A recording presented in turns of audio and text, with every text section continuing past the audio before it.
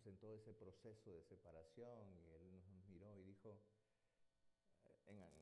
norteamericano, ¿no? Dijo a los demás norteamericanos, dijo, ellos no van a sobrevivir. Ellos son, ¿qué va a hacer el pastor por mí, no? Con mujeres y niños, eran muchos niños y mujeres, ¿no? Muchas damas, muchas señoras ahí. Ellos no van a sobrevivir. Y gracias a Dios tenemos casi más de técnicamente 17, 18 años aquí, yo diría un poco más, y Dios nos ha ayudado a mantenernos. Ahora, el pastor tenía muy buenas intenciones, pero mal enfocado. Y muchas veces así es nuestra vida, ¿no? Tenemos muy buenas intenciones, pero estamos mal enfocados. No sé si usted escuchó en esta semana, he estado enviando varios mensajes donde estaba poniendo varias ilustraciones también. Y solamente uno de los datos estadísticos que tenemos hace unos días nomás, resulta que en el estado de Washington hay 1 millón de gente hispana. En este estado, en el estado de Washington. El 51%, ¿no?, de hispanos adultos considera que son cristianos. Y el 23% considera que son evangélicos cristianos. Y hay un 14% que considera que son cristianos. ¿Okay? Hay otro grupo de no afiliados que es el 38%, que son más, ¿no? Honestamente, es uno de los porcentajes más altos en todo el país que no se considera para nada cristianos, ¿no? O sea, realmente el Estado es muy fuerte en cuanto a su gnosticismo, en cuanto a su ateísmo, ¿me entiende usted? Entonces, otra vez, los lugares más poblados son Yakima, Tri-Cities, Seattle, Tacoma, el Grand County, Wenatchee, y todas, en su mayoría, tienen un contexto agrícola e inmigrante. El catolicismo es muy fuerte, especialmente en Central Washington. Nosotros estamos en Central Washington, ¿me entiende usted? Sus arquidiócesis, su manera como ellos están organizados son bastante fuertes. Pero sin embargo, en los últimos 10 años ha habido un crecimiento fuerte por medio de la plantación de iglesias, de ministerios latinos y de congregaciones independientes, en este caso, como la nuestra. Quiero comenzar esto con una verdad bastante incómoda. Seguramente a usted le incomoda, a mí me incomoda más, y esta es la verdad. Muchos creyentes amamos a Dios, pero muchos creyentes vivimos también derrotados. No porque el enemigo sea más fuerte que nosotros, sino porque nosotros estamos peleando una guerra sin armas. Y la Biblia dice claramente que nuestra lucha no es contra sangre ni contra carne. Efesios 6:12 dice, contra huestes espirituales de maldad que operan en las regiones celestes. Entonces, esto no es política, esto no es cultura, esto no se trata de personas. Esto es una guerra espiritual invisible, constante y real que nosotros tenemos. ¿Me entiende usted? Ahora, ¿con qué armas estamos peleando nuestras batallas? ¿Con nuestras emociones? ¿Con nuestra fuerza humana? ¿Con la religión? Con todo esto, pero muchas veces lo hacemos sin ninguna autoridad espiritual. Efesios capítulo 6, el apóstol Pablo nos da una lista de armas que debiéramos de usar, ¿no? Efesios 6, versículos 10 al 18, nos habla del cinturón de la verdad, la coraza de justicia, el calzado del evangelio, el escudo de la fe, el yelmo de la salvación, la espada del espíritu, la oración en el espíritu, etcétera, etcétera. Pero otra vez, el tener estas armas no nos garantiza la victoria. ¿Me entiende usted? ¿Qué nos garantiza la victoria? El usar estas armas, el saber usar estas armas. Entonces, el mayor error que nosotros tenemos cuando confrontamos a nuestro enemigo es pelear desarmados. ¿Me entiende usted? Dios tiene todo el arsenal del cielo a nuestra disposición. pero nosotros nos convertimos en mendigos espirituales cuando de alguna manera debiéramos de ser hijos con toda la autoridad del reino. Y esta es una dificultad. Ahora, quiero hablarles en esta noche acerca de las armas que el creyente debe de usar para sostener una batalla. Primero, déjenme decirles qué es evangelizar. Y estoy hablándoles de la batalla de la evangelización. Ahora, número uno, la evangelización o evangelizar es confrontar. Evangelizar implica confrontar. ¿Me entiende usted? Ahora, ¿qué es confrontar? Para que más o menos nos vayamos metiéndonos al tema. Confrontar evangelísticamente es interrumpir en un territorio espiritual donde existen fuerzas que se oponen al avance del reino. Repito, evangelísticamente confrontar es interrumpir o irrumpir en un territorio espiritual en donde existen fuerzas que se oponen al avance del reino de Dios. Ahora, el asunto de nosotros es localizar en dónde están esas fuerzas. Efesios capítulo 6, versículo 12, el versículo que mencioné hace un momento dice, porque no tenemos lucha contra sangre y carne, sino contra principados, contra potestades, contra los gobernadores de las tinieblas de este siglo, contra huestes de maldad que operan en las regiones celestes. Y en 2 de Corintios capítulo 4, versículo 4 encontramos, el Dios de ese siglo cegó el entendimiento de los incrédulos, y si sigue leyendo dice, para que no le resplandezca la luz del evangelio. Ahora, frente a eso, tenemos que examinar un momentito cuál es la realidad del enemigo. Y por eso dije, tenemos que localizarlo.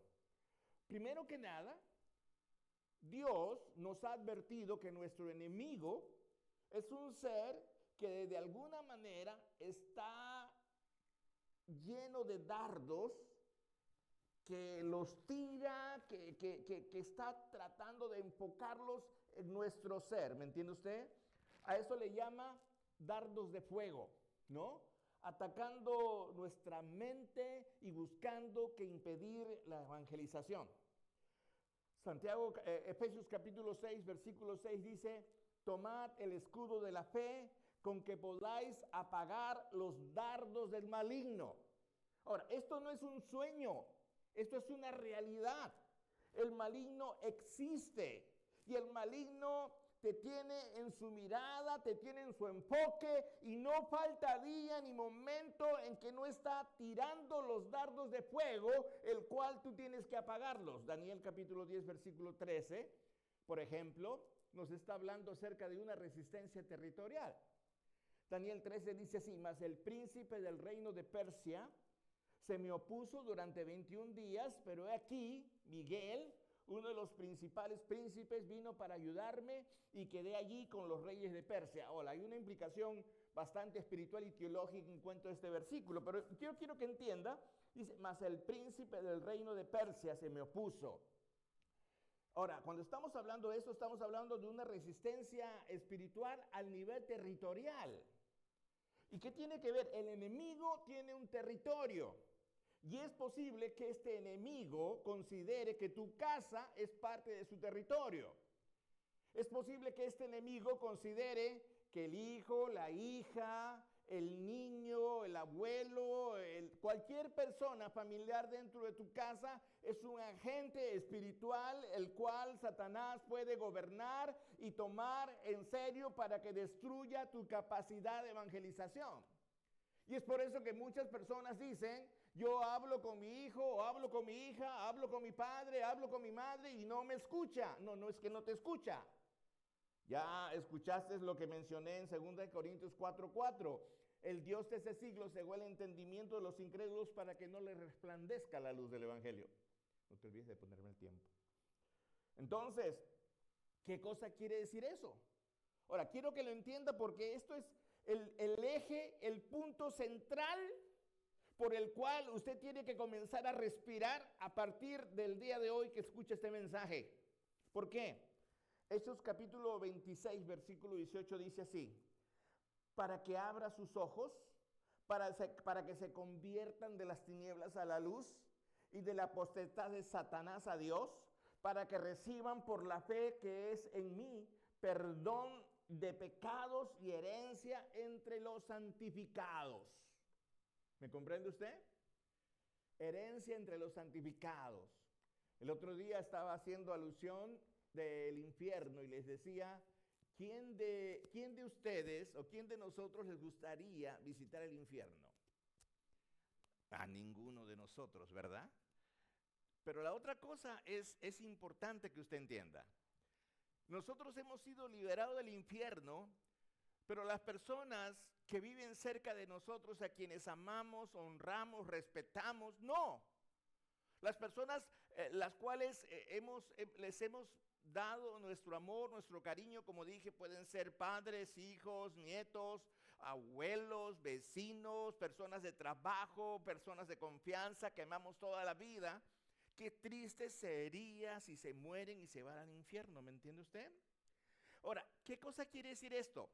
Satanás tiene al inconverso en un cautiverio espiritual. Si usted en esta noche está escuchándome, o está aquí, o solamente me está mirando, quiero que entienda que cualquier inconverso que está en su alrededor, grande o pequeño, o demasiado adulto, o demasiado bebé, es cautivo del imperio de Satanás. Y esta persona está, de alguna manera, predispuesta a que si muere, se va al infierno. Y por supuesto, nadie quiere eso. Ahora, nosotros podemos llorar, podemos gemir, podemos clamar. Yo estoy seguro que más de uno de nosotros hemos orado por personas que amamos para que se conviertan. Pregunta, ¿ha dejado de orar? Si usted dejó de orar, posiblemente usted creyó que esta persona ya no tiene solución. Pero la otra cosa es que Satanás tampoco toma en cuenta tus emociones religiosas, ¿me entiende usted? ¿No? A menos que estas emociones religiosas estén respaldadas por una fe genuina. Pero muchas veces nosotros no tenemos esa fe genuina, ¿me entiende usted? ¿Por qué? Porque nuestras vidas no reflejan la fe que tenemos el día domingo durante toda la semana. ¿Me entiende usted? Entonces, otra vez, quiero enseñarte por un momento en esta noche las armas que debemos usar de la mejor manera para vencer a Satanás a su territorio. Judas 23 dice así: a otros salvad, arrebatándolos del fuego, y de otros tened misericordia con temor, aborreciendo aún la ropa contaminada con su carne. Hermanos, la tarea evangelizadora no es una tarea de tocar puertas, no es una tarea de solamente, voy a tratar de decirle a ver qué pasa en la vida de esta persona para convencerle. No, es una tarea, número uno, que todos nosotros debemos hacer. Es una tarea por la cual usted debe estar convencido de lo que está haciendo tiene autoridad de parte de Dios y que no hay nada que se oponga si usted está haciendo las cosas conforme Dios dice. Por lo tanto, la primera arma que tenemos es nuestra boca. Proverbios capítulo 18, versículo 21 dice así: la muerte y la vida están en el poder de la lengua. ¿Sabes qué cosa quiere decir esto? Quiere decir que el universo, el cosmos, tiene una manera de funcionar. Cuando nosotros hablamos, ¿no? Y estamos automáticamente liberando todo un poder creativo en el reino invisible que luego se manifiesta en el reino visible. Ahora, ¿entiende usted que estamos en dos reinos? El reino visible y el reino invisible. El reino visible es en el cual todos convivimos. Pero el reino invisible también convivimos, pero no lo vemos, ¿me entiende usted? Ahora, esto no se trata de hablar lo que querramos, ¿me entiende usted? Esto se trata de que probablemente todo lo que nosotros hablemos, se va a materializar de alguna manera en este reino visible. Ahora, otra vez, ¿qué es lo que necesitamos hacer? Necesitamos que nuestras palabras, o sea, lo que sale de nuestra boca, sea alineado de acuerdo a la voluntad de Dios. Y cuando hablamos palabra de Dios, cuando hablamos la voluntad de Dios, estas fuerzas espirituales de Dios convergen entre sí y empiezan a trabajar a nuestro favor. ¿Me comprende usted? Pero lamentablemente muchos de nosotros como cristianos empezamos a usar nuestra boca contra nosotros mismos. Contra nosotros mismos. Comenzamos a atropellar a Dios con nuestra boca diciéndole, ¿qué has hecho con nosotros? ¿Por qué me has dado este cuerpo? ¿O por qué no soy la persona que debo de ser? Empiezan a hablar de derrota cuando debiéramos estar hablando de victoria. Confiesan enfermedad cuando Dios habla de sanidad. Declaran escasez cuando Dios promete provisión. Entonces, qué terrible, ¿verdad? Ahora, ¿sabe qué es lo peor? Lo peor es que el enemigo sabe algo muy especial. Él sabe que si controla nuestro lenguaje, va a controlar la realidad de nuestra vida. Por lo tanto, tenemos que tener cuidado con inventar palabras. El enemigo sabe eso. Si controla nuestro lenguaje, va a controlar nuestra realidad. Y ¿sabes qué? Yo tengo una respuesta para esto. ¿Entiende usted? Lo que sucede es que muchas veces con nuestras propias palabras hemos construido un mundo, ¿no? Y eso lo sabe el enemigo, y lo que él va a comenzar es a llenar nuestra mente de cosas imprácticas, de cosas negativas. Él va a tratar de manipular, buscando que tú pienses así y lo digas. Nunca voy a salir de esta situación.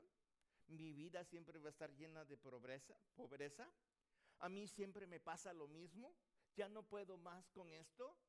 Y yo he escuchado a muchas personas decir todavía, me quiero morir. ¿Y qué cosa crees que quiere Dios? Como alguien me dijo, Dios no quiere que me muera, pero quiere que viva de esta manera. No. Dios no quiere que tú vivas infeliz. Dios no quiere que tú vivas llena de enfermedad o cargada de negatividad. Dios está esperando que tú reacciones, ¿me entiende usted? Entonces, ahora yo te quiero animar a que tú termines esto hoy y que empieces. Yo no voy a decir la palabra declarar, porque eso no se trata de ordenar a Dios, oh Dios, yo declaro, no. Que empieces a hablar la victoria que Dios ha manifestado en tu vida. Ahora, estos no son afirmaciones motivacionales. No me he levantado el día de hoy como para decir, oye hermano, salga adelante, ponga el pie derecho, levántese, respire y vamos a Dios, vamos a alabarle y agradarle. No funciona así. Tenemos que implementar la palabra de Dios en nuestra vida. Cuando tengo miedo, ¿usted tiene miedo? Yo tengo miedo. Muchas veces en mi vida he tenido miedo, según de Timoteo que dice, porque no nos ha dado Dios un espíritu de ¿qué? De cobardía, sino de ¿qué? De poder, de amor y de dominio propio, ¿no? Y de dominio propio. Entonces cuando tengo miedo voy a afirmar, Señor, tú no me has dado un espíritu de cobardía, me has dado un espíritu de poder, de amor y de dominio propio. Por lo tanto, Señor, te entrego mi miedo. Cuando tengo dificultades en mi vida financiera, ¿quién no tiene dificultad en su vida financiera? ¿Qué dice Filipenses 4:19? ¿Lo lee conmigo? Dice así. Mi Dios, léalo conmigo. Mi Dios, pues, suplirá todo lo que os falta conforme a sus riquezas en Cristo Jesús. Ahora lo va a leer usted de manera personal. Va a decir así, mi Dios pues suplirá todo lo que me falta. Todo lo que me falta. Ahora, Dios y tú saben lo que te falta. Saben lo que te falta. ¿Me comprendes tú? Ahora, muchos de nosotros vivimos en una batalla acerca de nuestra salud. ¿Me comprende usted? ¿No? Entonces nos enfocamos muchas veces en lo que el médico te dijo. No estoy en contra de los médicos, pero Jesucristo es el médico de médicos, ¿me entiende usted? Primera de Pedro, capítulo 2, versículo 24 dice: ¿quién llevó él mismo nuestros pecados en su cuerpo sobre el madero? Escuche bien, para que nosotros, estando muertos a los pecados, vivamos a la justicia. Y mire la última expresión que dice: y por cuya herida fuisteis sanados. O sea, no es una broma, no es una mentira que cuando Jesucristo fue crucificado en la cruz del Calvario, también se crucificaron nuestras enfermedades, nuestras angustias, todo fue allí. La segunda arma interesante, que nosotros muchas veces la hemos usado, equivocadamente muchas veces, es el nombre de Jesús. San Juan capítulo 14, versículo 13 dice: todo lo que pidan en mi nombre, yo lo haré. Ahora, esto hay que tomarlo con pinzas, porque es algo que cuando ya somos creyentes ya de años, muchas veces solemos hacer lo mismo y bueno, se ha creado una muletilla en nuestra expresión, se ha creado una manera de decir las cosas, pero bueno, pues otra vez, no se trata solo de orar en el nombre de Jesús, sino en el poder que sale de esta expresión. ¿Me entiende usted? Por eso necesitamos entender que cuando mencionamos el nombre de Jesús, hay una autoridad absoluta. No es una contraseña de Wi-Fi la cual se comunica con el cielo y de pronto estoy conectado y ya tengo el poder. Es una declaración audible de toda la autoridad del cielo y de la tierra que Dios te da a ti como creyente. Repito, es una declaración audible de toda la autoridad que hay en el cielo y en la tierra que Dios te ha dado a ti como creyente. ¿Me entiende usted? Entonces no es cualquier cosa. Ahora te lo voy a demostrar. Mateo 28, 18, ¿qué cosa dice? Dice: y Jesús se acercó y les habló diciendo: toda potestad me es dada en el cielo y en la tierra. ¿Quién dice eso? ¿Quién dice eso?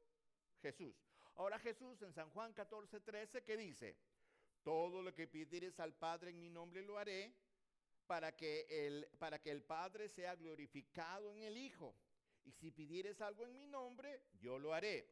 Pero recuerda, él acaba de decir antes que toda potestad les da en el cielo y en la tierra. Toda potestad. Y más abajo dice: pero todo lo que tú pidas en mi nombre, yo lo voy a hacer. ¿Por qué lo voy a hacer? Número uno, esta es mi promesa. Si usas mi nombre correctamente, esto es lo que va a pasar. Todo lo que pidas en mi nombre, yo lo haré. Pero atención, tienes que entender que yo tengo toda la autoridad, tienes que entender que yo tengo toda la potestad, por lo tanto, lo que tú dices en mi nombre, también tiene autoridad y también tiene potestad. Filipenses capítulo 2, versículos 9 al 11 dice: por lo cual, Dios también le exaltó hasta lo sumo y le dio un nombre que es sobre todo nombre, para que en el nombre de Jesús se doble toda rodilla de los que están en los cielos y en la tierra y debajo de la tierra, y toda lengua confiese que Jesucristo es el Señor, para la gloria de Dios. Ahora, el nombre de Jesús es tan, pero tan poderoso, que llegará el día en que el propio Satanás tendrá que arrodillarse delante de Jesús. ¿Quién dice amén? ¿Me entiende usted? Entonces, ¿cuál es el problema? El problema es que muchos de nosotros no usamos su nombre con autoridad. ¿Me entiende usted? ¿Por qué? Porque esto solo funciona cuando el creyente tiene una relación genuina con Dios. Cuando el creyente está íntimamente ligado a Dios. Esto no se trata de decir yo tengo una relación porque la tengo. Porque uno puede decir yo tengo una relación pero realmente no la tengo. ¿Me entiende usted? Cuando hay esta relación, el nombre de Jesús hará temblar fortalezas, romperá cadenas y obligará al enemigo a retroceder. Y esta es una de las razones por las cuales cuando usted ha orado por amigos, familiares o personas dentro de casa que tienen, que son de alguna manera en la extensión del territorio de Satanás a su alrededor, no le ha dado resultado. Porque usted necesita tener una relación genuina con Dios, con Jesucristo, para poder usar el nombre de Jesús. Así que antes de decir en el nombre de Jesús, asegúrese de su relación. Y esto no es cosa de otro mundo. Esto es cuestión de asumir su responsabilidad delante de Dios y decirle gracias, porque tú me has puesto a mí como un seguidor tuyo que puede utilizar tu autoridad. El arma número 3 es la sangre de Jesús. Espero que me dé el tiempo. Apocalipsis capítulo 2, versículo 11 dice así: ellos lo vencieron por medio de la sangre del Cordero. Muchos entendemos, ¿no?, el tema de la sangre de Jesús solamente en el contexto de la salvación. Que el Señor Jesús, que estaba en la cruz, derramó toda su sangre y pues nos limpió, nos perdonó, etcétera, etcétera. Pero la verdad es que la sangre de Jesús es un arma devastadora, y ahora les voy a enseñar por qué es un arma devastadora. Apocalipsis 2:11 dice así, otra vez lo voy a leer completo, dice así: y ellos le han vencido por medio de la sangre del Cordero y de la palabra del testimonio de ellos, y menospreciaron sus vidas hasta la muerte. Ahora, ¿qué está pasando aquí? Éxodo capítulo 12, 21. No lo voy a leer, el versículo es bastante largo, pero ustedes que están acá, ustedes van a entender qué cosa está pasando allí. ¿Se acuerdan Éxodo 12? El faraón no dejaba ir al pueblo de Israel. ¿Qué cosa le dice Dios a Moisés? Ve y diles al pueblo que maten el cordero, que pongan la sangre en el dintel de la puerta. ¿Se acuerda usted? ¿No? Y cuando pase el ángel de la muerte, no tocará a ninguno de los primogénitos de las casas que tengan el dintel pintado con sangre. Y así pasó. Tanto así que el propio hijo de Faraón murió. ¿Me entiende usted? Hebreos 9:14 dice así: cuánto más la sangre de Cristo, el cual mediante el Espíritu eterno se ofreció a sí mismo sin mancha a Dios, limpiará vuestras conciencias de obras muertas para que sirváis al Dios vivo. Ahora, ¿qué está pasando? Quiero que entienda que la sangre simboliza protección. Satanás no va a poder operar ninguno de sus planes donde la sangre haya sido aplicada, ¿me entiende usted? Donde la sangre que te salvó a ti continúa protegiéndote y está dispuesta a proteger a donde tú la apliques. ¿Me entiende usted? Entonces, cuando el acosador venga a buscarte, venga a tentarte, venga a recordarte tus pecados que Dios ya te perdonó, contéstale en 1 Juan 1:7. Y la sangre de Cristo su Hijo nos limpia de todo pecado. Por lo tanto, la sangre de Jesús nos limpia, nos protege, nos cubre y va a silenciar al acusador. ¿Me entiende usted? Uno de los grandes problemas en nuestra conciencia, mientras que nosotros aceptamos que hemos sido perdonados, Satanás trabaja tratando de enfocarnos para que nosotros miremos atrás y veamos que posiblemente muchos de los rasgos que teníamos en el pasado todavía siguen viviendo. Pero déjame decirte que cuando Dios perdonó tu pecado, lo perdonó por la eternidad. Dios no se acuerda más de eso. Y gracias a la sangre de Jesús que limpió tu pecado y mi pecado cuando hemos creído en Él. Así que yo te voy a recomendar una cosa. Allí en tu casa, ora al Señor y dile: Señor, aplica la sangre de Jesús a mi hogar. Señor, aplica la sangre de Jesús al dintel de mi puerta. Y no permitas que los que estamos acá adentro seamos, Señor, de alguna manera presa del enemigo. La cuarta arma, la palabra de Dios. Efesios capítulo 6, versículo 17, así: la espada del Espíritu, que es la palabra de Dios. Ahora, ¿qué es la palabra de Dios? No lo voy a decir, hemos visto mucho en cuanto a esto, Pero esto no se trata de leer la Biblia ocasionalmente o de una manera disciplinada o escuchar un buen sermón el día domingo o algo por el estilo.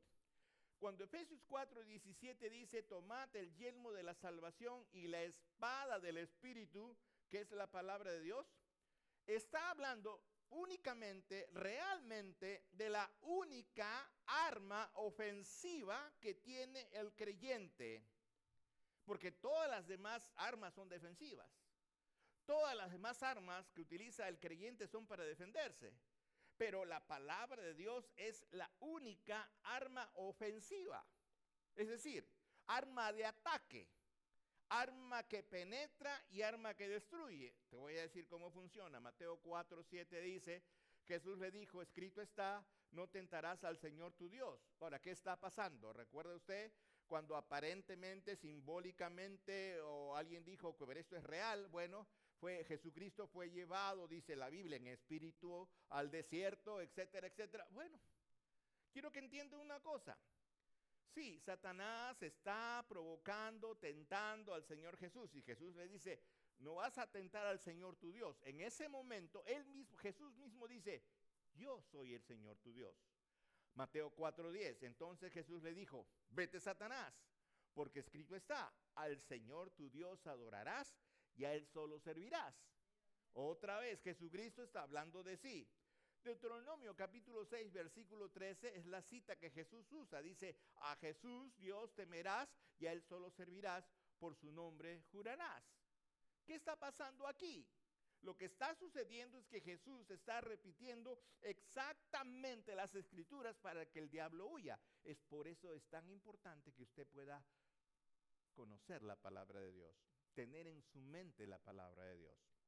Satanás ataca 3 veces a Jesús y Jesús le hace huir contraatacando. Mateo 4:11 dice, el diablo entonces le dejó y aquí vinieron ángeles y le servían a Jesús. Hebreos 4:12 dice cómo peleamos la guerra espiritual. Dice, la palabra de Dios es viva y eficaz y más cortante que espada de 2 filos. Jeremías 23:29 dice, ¿no es mi palabra como fuego y martillo? Mi palabra sirve para golpear y mi palabra sirve para derretir. Isaías capítulo 55, versículo 11 dice, así será mi palabra que sale de mi boca, no volverá vacía, sino que hará lo que yo quiero y será prosperada en aquello para que la envíe.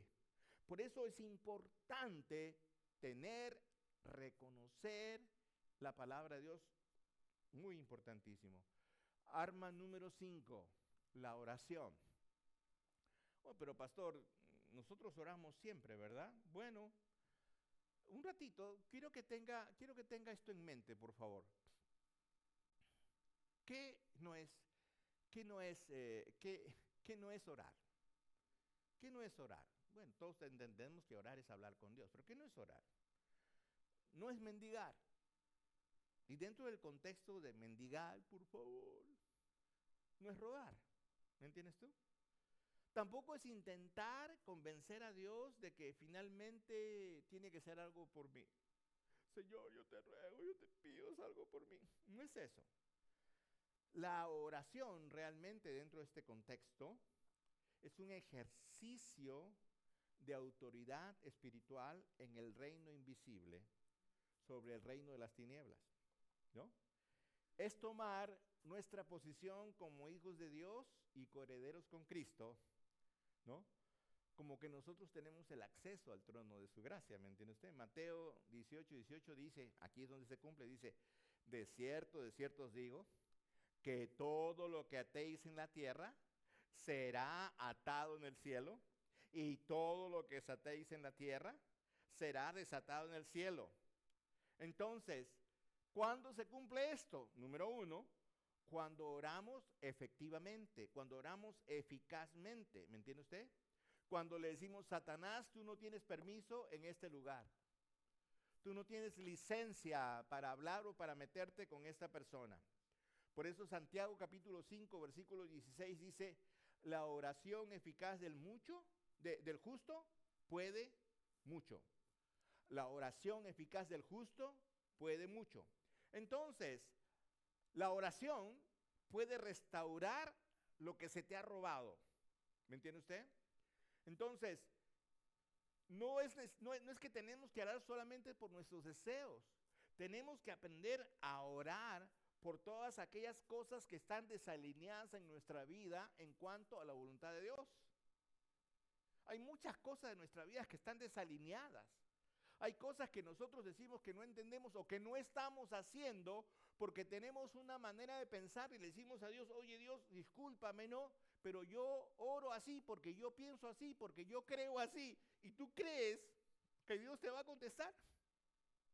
Podrás pasarte la vida orando o pensando que cuando te mueras te vas al cielo, pues te vas a encontrar que te quemas en el infierno por haber sido un convencido y no un convertido. La sexta arma es el ayuno. ¿Qué tiene que ver con el ayuno? Isaías 58:6 dice, ¿no es este el ayuno que yo escogí? Otra vez. Este es el arma menos entendida de la iglesia, del grupo de la iglesia. Mateo 17:21 dice, pero este género no sale sino con oración y con ayuno. Ahora, ¿qué cosa quiere decir? Que dentro de la guerra que nosotros confrontamos todos los días, hay niveles. Y de alguna manera, algunos niveles necesitan que nosotros hagamos un ayuno intencional. Un hijo descarriado, una situación familiar en donde el otro lado se burla de mí. El otro lado se burla de mí. El otro lado es un demonio de Satanás tentándome, insultándome, confrontándome, gritándome, poniendo una cara de demonio delante mío. ¿Usted se enfrenta a eso? Todos nos enfrentamos a eso de alguna manera en algún momento. ¿Qué cosa hace el ayuno? Crucifica nuestra carne, quebranta nuestro ego, sensibiliza nuestro espíritu, va a agudizar nuestro discernimiento, va a intensificar su enfoque y vamos a demostrarle a Dios qué tan serios somos en lo que proponemos, porque estamos peleando contra Satan. ¿Me entiende usted? Pero tenemos que entender una cosa, muchos hacen el ayuno equivocadamente. Vamos a ayunar por tal o cual motivo. ¿Y usted cree que de esa manera vamos a manipular a Dios? A Dios no se le manipula con ayunos, mucho menos se le impresiona, ¿me entiende usted? Porque Dios no está obligado a hacer nada, ¿no? Entonces, otra vez, el ayuno es para escuchar la voz de Dios, para discernir las estrategias que tiene el enemigo contra mí.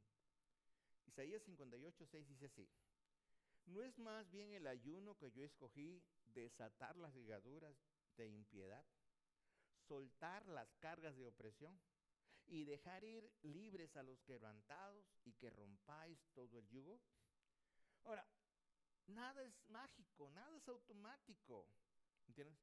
Pero el ayuno sí va a producir resultados sobrenaturales. Así que tienes que localizar, tienes que focalizar en qué nivel de guerra estás teniendo, cuando hay alcoholismo dentro de la casa, cuando hay un demonio burlador, ¿no? Acusador.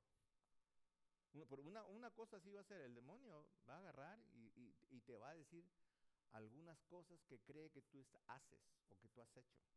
Te va a llamar mentiroso, te va a decir de todo, porque de eso se trata el demonio, ese es el demonio. Ahora, quiero que entienda una cosa, no es que el creyente anda endemoniado, pero el creyente puede ser influenciado por el demonio. Y cuando el creyente sabe esto, tiene que alejarlo. Entonces, ¿cómo alejo estas cosas, pastores? Llegamos al punto número 7, el arma número 7, nuestra última arma acá. Y esto tiene que ver con la alabanza y la adoración, que no tiene que ver con música, tiene que ver con una guerra que el creyente celebra. ¿Me entiende usted? Esto para nada es un entrenamiento religioso, no tiene que ver con eso, ¿me entiende usted? Es una guerra que se disfraza de alguna manera de celebración, ¿no? Y cuando hacemos esto, hace que el infierno tiemble, ¿me comprende usted? ¿No? Cuando nosotros trabajamos en la alabanza y la adoración, Satanás se paraliza, no puede hacer nada. Hechos capítulo 16, versículos 16 al 40. ¿Recuerda usted la historia de Pablo y Silas?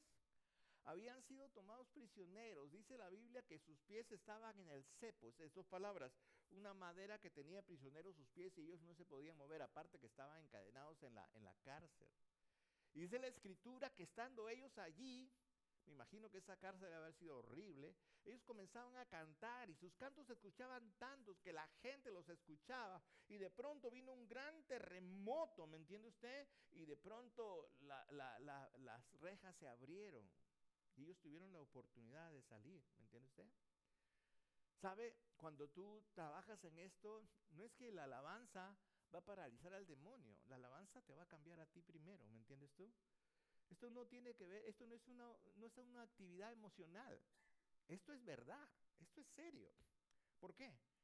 Porque cuando hay alabanza en mi corazón, en mi vida, entonces va a haber toda una confusión del enemigo. Ahora, tienes que recordar una cosa, ni Satanás, ni el demonio conocen tus pensamientos. Lo que pueden conocer es tu manera de actuar, o lo que era tu manera de actuar.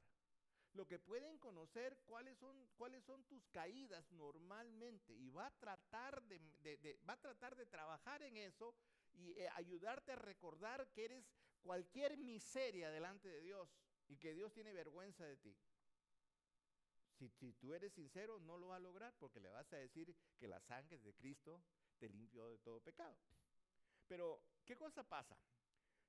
Quiero darles un pasaje, Segunda de Crónicas, capítulo 20, versículos 20 al 23. Hay toda una batalla aquí, donde está el ejército de Dios. Son muy poquitos ellos, ¿no?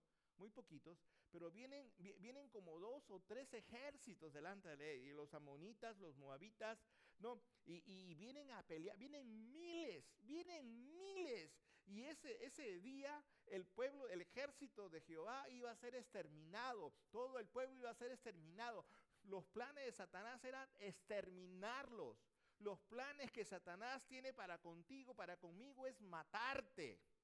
Pero te mata a pedacitos, por lo que lo primero que trabaja es en tu reputación. Primero trabaja en tu reputación, en la manera. Él trata de hacer que la gente te vea de alguna manera, y va a utilizar a sus demonios, a sus secuaces, para que eso trabaje, para que bajes la guardia, ¿me entiende usted? Así trabaja Satanás. Así empieza, poco a poco, porque al final su fin es matarte. Y no hablo de matarte espiritualmente, hablo de matarte físicamente. Y cuando se levantaron por la mañana, salieron al desierto de Tecoa mientras ellos salían. Josafat, estando en pie, dijo: oídme, Judá y moradores de Jerusalén. Quiero que entienda que Josafat era el rey y ella había hablado con ellos. O sea, ellos habían hecho ayuno y varias cosas allí, pero tenían miedo, pues. Venían miles contra ellos y ellos eran poquitos. Si usted va a la guerra desarmado, usted va a la guerra, ¿quién le garantiza que viva? Creed en Jehová vuestro Dios y estaréis seguros. Creed a sus profetas. Y ha habido consejo con el pueblo. Hay una palabra, ¿lo tienes? Creo que lo puse ahí, Camilo. Dice, y ha habido consejo con el pueblo, dale uno más, dice, puso a algunos que cantasen y alabasen a Jehová, vestidos de ornamentos sagrados, mientras salía la gente armada, y que dijesen: glorificad a Jehová, porque su misericordia es para siempre, y seréis prosperados. Qué interesante. Ahí se va el ejército, pero Josafat había recibido todo el consejo de Dios, y él no puso arqueros adelante, no puso sus mejores espadas adelante de su ejército. Él puso cantantes, puso gente que alababa al Señor, y les dijo exactamente lo que tenían que hacer. Ellos estaban llenos, me imagino, de sus arpas, de sus citaras, de tantas cosas más allí, ¿no? Y dice: canten y digan: glorificad a Jehová, porque su misericordia es para siempre, y seréis prosperados. Y cuando comenzaron a entonar cantos de alabanza, Jehová puso contra los hijos de Amón, de Moab y del monte de Seir, las emboscadas de ellos mismos que venían contra Judá. Y se mataron los unos a los otros. ¿Se da cuenta? Los ejércitos que venían a pelear contra el ejército de Israel, se comenzaron a pelear entre ellos y se comenzaron a matar entre ellos, porque los hijos de Amón y de Moab se levantaron contra los del monte de Seir para matarlos y destruirlos, y cuando hubieron acabado con los del monte de Seir, cada cual ayudó a la destrucción de su compañero. Proféticamente, teológicamente, hay todo un estudio de estos ejércitos, porque provenían, ¿no?, de descendencias, obviamente, que estaban contra Dios, en un sentido. Algún día voy a tener oportunidad de hablar de quiénes son los de Moab, de Amón y de Seir. Pero si lo miramos así, también tiene que ver con Satanás, tiene que ver con demonios. Y cuando usted canta y alaba, o cuando usted alaba, cuando usted adora, cuando usted pone alabanza delante de Dios, entonces el demonio que viene en su contra, o los que vienen en su contra, se van a pelear entre sí. Les va a dar diarrea. ¿Usted ha visto un demonio con diarrea? Sería interesante, ¿verdad? Se van a enfermar. No van a poder hacer más. Van a parar, se van a declarar enfermos. ¿Por qué? Porque obviamente quieren hacerle daño a los ungidos de Dios. Esto pasa varias veces en la Escritura, en Jueces capítulo 7, cuando estamos hablando de Gedeón, que también venían muchos en contra de él, y Dios le dice, mira, vamos a hacer una purga, y solamente aquellos que tomen del agua que yo te voy a decir que tomen, esos son los que van a pelear. Y solamente quedaron 300, y esos 300 se enfrentaron a miles, y dice que esos 300 hicieron correr a miles del enemigo, y todavía los persiguieron para darles cuello, como dicen. ¿Esto puede ser el poder de Dios? Claro que eso puede ser el poder de Dios. Eso hace el poder de Dios. Salmo 149, versículo 6 dice, exalten a Dios con sus gargantas y espadas de 2 filos en sus manos, para ejecutar venganza entre las naciones y castigo entre los pueblos, para aprisionar a los reyes con grillos y a sus nobles con cadenas de hierro, para ejecutar en ellos el juicio decretado. Gloria será esto para todos sus santos. Aleluya. La alabanza en tu boca, la alabanza en tus pensamientos, la alabanza en tu corazón es el equivalente a una espada de 2 filos en tus manos que va a atacar al enemigo. Por eso, mantente dentro de la alabanza. En el año 320, después de Cristo, los gladiadores estaban de moda. Esclavos de los pueblos eran tomados prisioneros, y los mejores cuerpos, la gente más disciplinada, la gente tomadas prisioneros de los diferentes ejércitos, eran llevados como gladiadores. Esto pasa en un lago congelado en Sebaste. Estas personas eran 40 aproximadamente. Ninguno de ellos era cobardes, ninguno de ellos era débiles, eran los mejores, ¿no? Pero ellos se habían convertido en soldados de Cristo, renunciaron al imperio. Entonces el gobernador aquel entonces dio una orden, les dio una opción muy sencilla, les dijo, gladiadores, respeto lo que ustedes son, pero solo tienen que hacer algo para salvar sus vidas. Nieguen a Cristo, salgan del hielo, salgan de ese hielo que los he puesto, y van a vivir. Bueno, a la orilla de ese lago lleno de nieve, habían unos baños calientes, habían fuegos, habían mantas, había un oasis de descanso. Entonces, el hielo por un lado y el oasis por otro lado. Ahí estaban, y el gobernador les había ofrecido eso. Pero los 40 fueron de frente al hielo. ¿Por qué fueron al hielo? Ellos estaban desarmados físicamente, no tenían ninguna espada ni nada. Pero ellos estaban armados espiritualmente, ¿no? Mientras el frío los quemaba, comenzaban a orar. Mientras el cuerpo les temblaba, ellos comenzaban a confesar su fe. Mientras la muerte se comenzaba a acercar, ellos comenzaban a adorar. ¿Me entiende usted? Y la tradición cuenta que ellos cantaban, ¿no? 40 gladiadores luchan por Cristo y reclaman para sí la victoria. Y mientras que todo el espectáculo y todas las fuerzas de los soldados estaban mirando y los pueblos estaban mirando lo que pasaba, en las estepas retumbaba este coro: 40 gladiadores luchan por Cristo, ¿no? Reclaman la victoria. Hasta que llegó un momento en donde se callaron. Y todo el mundo dijeron: ¿qué pasó? De pronto vieron salir del hielo a uno de ellos. Vieron salir del hielo a uno de ellos y fue corriendo hasta donde estaba el agua caliente. Se tiró al agua caliente, se cogió la manta. ¿Y qué pasó? El problema es que el choque del frío al calor lo mató en 5 minutos. Lo cierto es que allí había otro soldado romano, el cual había estado mirando todo lo que estaba pasando, y de pronto lo ven como él se quitó todo el atuendo, quitó su espada, quitó su capa, y salió corriendo hacia donde estaba el hielo, y después de unos minutos comenzó a escucharse este coro que decía: 40 gladiadores luchan por Cristo y reclaman para sí la victoria.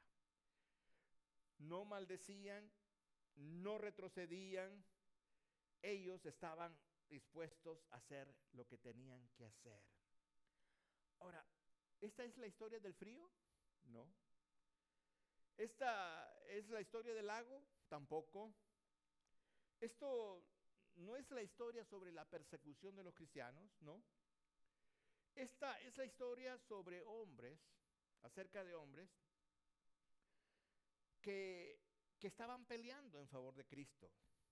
No tenían espadas, no tenían escudos físicos, no tenían ningún escape humano, pero ¿qué tenían? Les voy a recordar lo que tenían. Tenían la palabra, tenían el nombre de Jesús, tenían la sangre de Jesús, tenían la oración de su lado, tenían la alabanza de su lado. Hombres dispuestos a morir por Cristo. Ahora déjeme decir una cosa. El enemigo no nos puede vencer. La única manera que tiene el enemigo para hacer lo que sea contigo es que tú sueltes tus armas. ¿Me entiende usted? No todos los cristianos caemos por persecución. Muchos vamos a caer por comodidad. ¿Me entiende usted? Por comodidad. ¿Okay? Yo quiero estar cómodo, ¿no? Porque no hablamos, porque no compartimos, por no usar lo que Dios nos ha dado, por decir: ya lo intenté, nadie me escucha. No, no lo has intentado. Esa era la otra persona que vivía en el pasado. No es que estabas derrotado, es que estabas desarmado. Las armas siguen estando disponibles. No eres una víctima, no eres un prisionero, no estás en el hielo, no eres un soldado romano, eres un soldado del reino de Dios. ¿Me entiende usted? Eres un guerrero espiritual, tienes las armas que Satanás teme. Por eso dice Santiago 4:7, resistid al diablo y él huirá de vosotros. Ora conmigo en esta noche, por favor. Cierra tus ojos. Si no usas las armas que Dios ha puesto a tu disposición, estas armas solo serán instrumentos inútiles. Padre, venimos, Señor, ante tu presencia en el nombre de Jesús a decirte, Señor, que muchas veces hemos sido derrotados porque hemos querido luchar a nuestra manera. Reconocemos, Señor, que me has dado armas, las cuales me han sido guardadas, Señor, y ahora quiero elegir usarlas. Mi boca para declarar tu verdad, El nombre de Jesús que tiene toda autoridad, la sangre de Jesús que me protege y me limpia, tu palabra viva y eficaz, que es más cortante de espada de dos filos, la oración que me mueve a ser sincero contigo y que va a cambiar las circunstancias, el ayuno que va a romper los yugos, se va a liberar a los cautivos, y la alabanza que va a desatar cadenas y derrotar enemigos. Señor, hoy te digo, ya no soy víctima, soy vencedor, como dice tu palabra. Te pido, Señor, que actives cada una de estas armas en mi vida, porque te lo pido, Señor, en el nombre glorioso del Señor Jesús. Amén. Gracias, hermanos, que Dios les bendiga. Creo que vamos a ir a la parte de abajo de una vez porque tenemos